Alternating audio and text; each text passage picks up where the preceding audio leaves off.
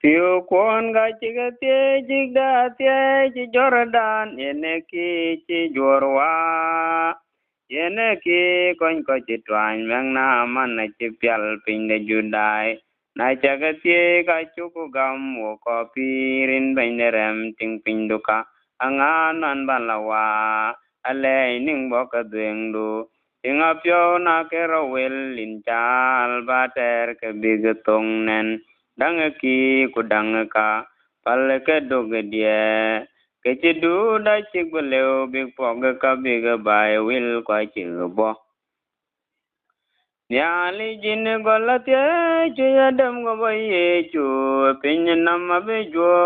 wan chin mo myo jaran ko ne gudai kwai gama chen kwa ken gangi ke gudai bi to gadi ale ning bo ka deng du tinga pyo na ke rawel lin chal ba ter ke big tong nen dang ki ku dang ka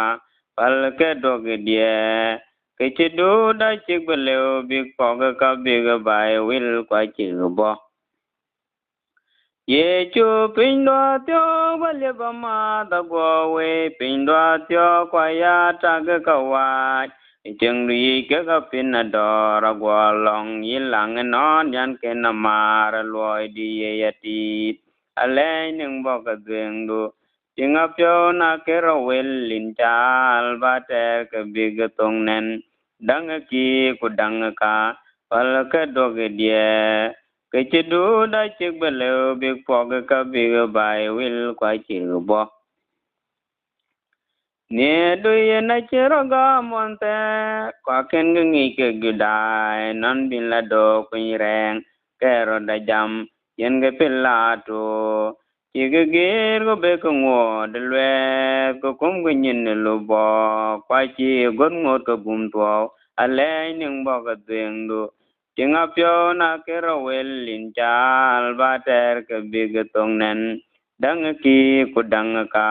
pal ke dog die ke chi du da chi beleu big pog ka big bai wil kwa chi bo tin to ge mo wan chi ya pya te tim ko yen kara so ya le ja je pin no we kwa je ya tie big ko ni ke pi re di tin to ge mo